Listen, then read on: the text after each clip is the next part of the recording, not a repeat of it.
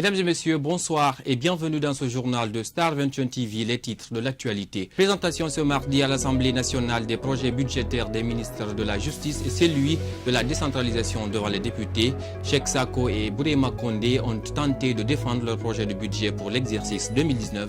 Et puis Conakry, ville propre, intéresse tout le monde. C'est dans ce cadre que les forces armées guinéennes ont investi une partie de Conakry ce matin. La démarche vise à libérer la capitale de ses immondices. C'est tout pour les titres, mesdames et messieurs. Les détails à suivre.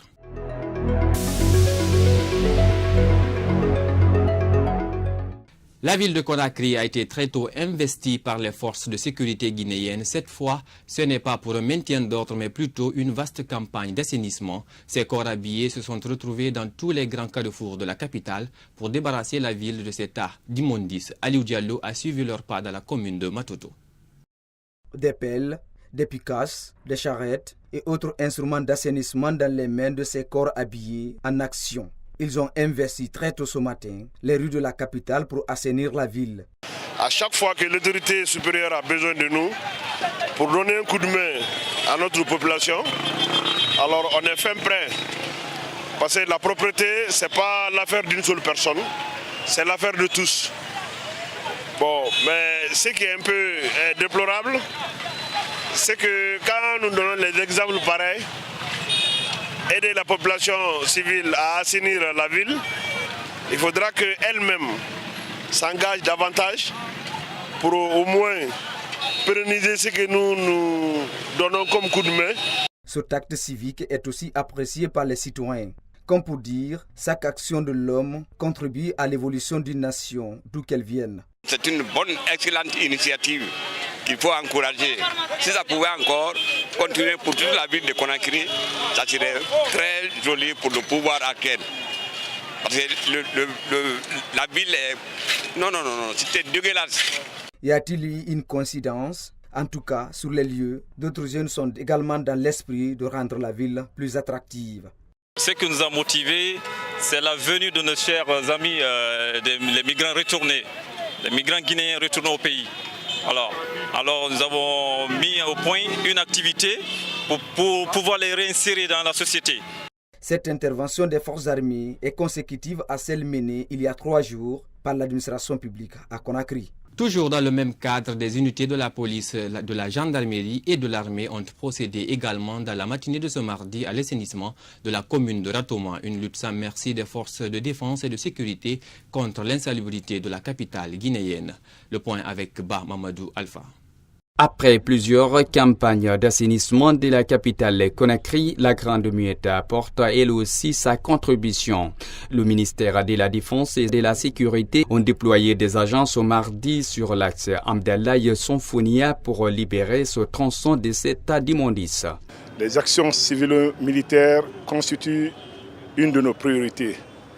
Et parmi les actions civilo-militaires, le volet assainissement aussi est d'actualité. L'armée, en rapport avec toutes les forces de défense et de sécurité, comme on a l'habitude de faire, de mener des actions, on a décidé, vu l'état dans lequel la capitale se trouve, nous avons jugé nécessaire d'apporter un soutien à l'Agence nationale d'assainissement pour que la ville de Conakry soit propre. À la question de savoir si cette action civilo-militaire sera pérenne, le chef d'état-major général des armées rassure. Les forces de défense et de sécurité interviennent toujours dans le cadre de l'assainissement, à travers le bataillon génie militaire. Ce n'est pas pour la première fois et ça va continuer. Et vous devez savoir que les forces de défense et de sécurité sont au service de la nation. Des citoyens rencontrés sur le terrain saluent cette initiative des hommes en uniforme. Moi, personnellement, si ils font l'assainissement, vraiment c'est bon pour moi. Moi, aujourd'hui, quand tu m'as demandé, je peux dire, lui, il n'a qu'à continuer à travailler. Rendre la capitale propre, c'est une bonne initiative. C'est le droit de tout un chacun, tout un citoyen de Conakry. Ça nous fera une très bonne chose. Les forces armées réussiront-elles là où plusieurs structures et institutions ont échoué les prochains jours? Nous édifierons.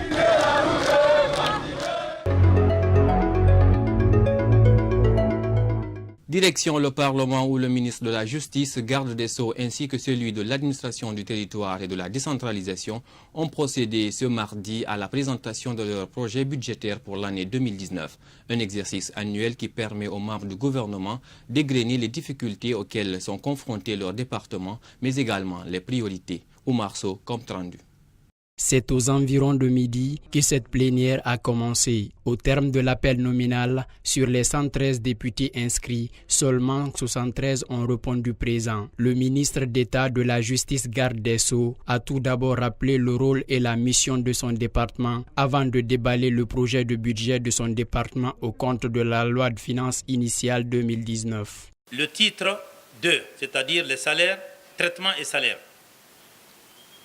Je vous donne les chiffres. On est à 77 milliards 671 millions 701 000 contre l'année dernière, 2018, 49 milliards 512 millions 770 000, soit un accroissement de 64%.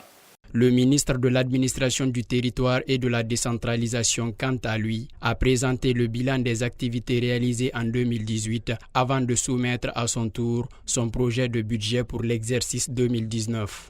Le projet de budget 2019 du ministère de l'Administration du territoire et de la décentralisation, qui est l'expression chiffrée de notre politique sectorielle, est arrêté à la somme de 494 milliards 268 millions 898 000 francs contre 328 milliards 463 millions 436 000 francs en 2018, données de la loi de finances rectificative, soit une augmentation de 50,47%. Au terme des exposés, les deux ministres ont également eu droit à faire face aux multiples questions des députés, des questions qui, pour la plupart d'entre elles, ont été orientées au contentieux électoral. Restons toujours à l'hémicycle pour dire que dans le but de favoriser l'organisation du procès du 28 septembre 2009, le ministre d'État de la Justice, garde des Sceaux, a plaidé les députés pour une augmentation du budget alloué pour la tenue de ce procès. J'étais étonné quand j'ai reçu le projet qui est soumis à madame, monsieur le député, qu'on a réduit ça à 20 milliards. Vous savez que toutes les 3 semaines, il y a le comité de pilotage qui se réunit. Pour être crédible envers les partenaires, il faut que l'État fasse aussi un effort. Donc, je l'écris ici pour vous. Donc, de 20 milliards, il faudrait monter à 40 milliards si vous n'atteignez pas les 60 milliards comme part contributive de l'État, pour être crédible devant nos partenaires, pour que les victimes, dont certains députés sont victimes, ça je le sais, je n'étais pas en Guinée, mais tout le monde sait comment les choses se sont passées, donc pour que les victimes puissent recourir leurs droits, mais pour que aussi les accusés puissent être fixés sur leur sort. C'est un ensemble de choses. Donc je vous demande, monsieur le député, de penser là-dessus. Le ministre de l'Administration du territoire, de la décentralisation a à son tour fait cas devant les parlementaires de la crise migratoire qui touche la Guinée. Général Bourema Condé, devant les députés, a annoncé de nouvelles mesures pour l'année à venir. Suivez. Ce phénomène d'immigration clandestine ternit l'image de notre pays et expose les migrants illégaux aux aléas de la précarité, allant jusqu'à la déshumanisation d'une frange importante de notre jeunesse. Chacun doit y mettre du sien pour créer des conditions favorables au maintien de ces jeunes en Guinée. Pour notre part, le département envisage de mettre en place un programme d'accueil, de profilage et d'installation des migrants dans leur préfecture d'origine. Un mot de sport dans cette édition, Luka Modric est élu Ballon d'Or 2018 sans surprise. Le Madrilène devient le premier Croate de l'histoire du football à gagner cette haute distinction. Il devance ainsi au classement général le quintuplé Ballon d'Or portugais Cristiano Ronaldo et le champion du monde français Antoine Griezmann. Abdoulaye Momo Fofana, commentaire.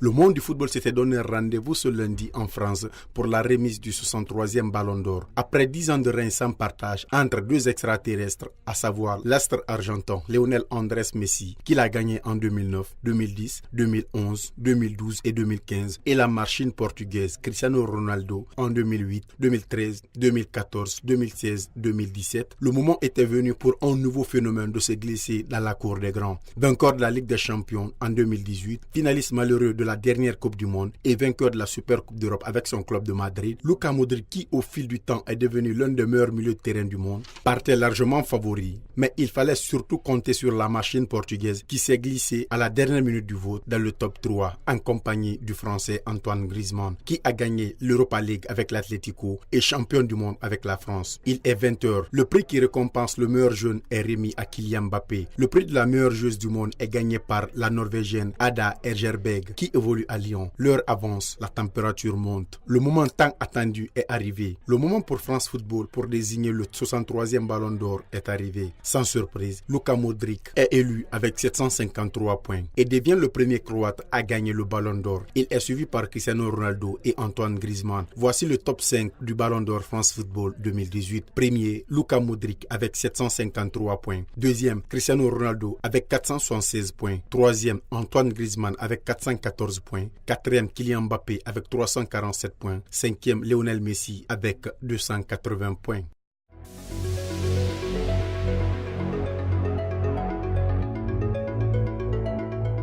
Sur le continent, le roi Mohamed VI du Maroc a rendu visite hier lundi à son homologue Ali Bongo Ondimba du Gabon à l'hôpital militaire de Rabat. Une visite qui intervient au moment où le doute plane sur l'état de santé du président gabonais depuis son hospitalisation le 24 octobre dernier à Riyad. Ces images sont les toutes premières diffusées par le palais de Libreville via ses canaux officiels. Malgré la preuve sur l'état de santé d'Ali Bongo, les Gabonais restent toujours sceptiques. La vidéo mise en ligne ne contient pas de son et qu'en plus de cela, le président est juste pris de profil, pas de gros plan. La question qui sème assez d'ambiguïté est de savoir si le président voit, entend, parle et est capable de signer un document, car selon eux, rien ne justifie que la vidéo publiée soit récente. 4 jours après avoir retiré la CAN 2019 au Cameroun, la Confédération africaine de football, CAF en abrégé, a confirmé son intention de retirer la CAN 2021 aux Ivoiriens pour la donner aux Camerounais, puis de confier la CAN 2023 aux autorités ivoiriennes sans évoquer le sort de la Guinée. Les Guinéens avaient été en effet choisis comme hôtes de l'édition 2023 à la surprise générale. Il y a 4 ans, la CAF espère ainsi calmer la colère des Camerounais, mais les Ivoiriens et les Guinéens l'entendront-ils de cette oreille? Point d'interrogation. C'est cet élément qui met fin à cette édition d'information. Merci à nos téléspectateurs qui nous suivent au Sénégal. Excellente suite de programme en compagnie de Star 21 TV. Au revoir.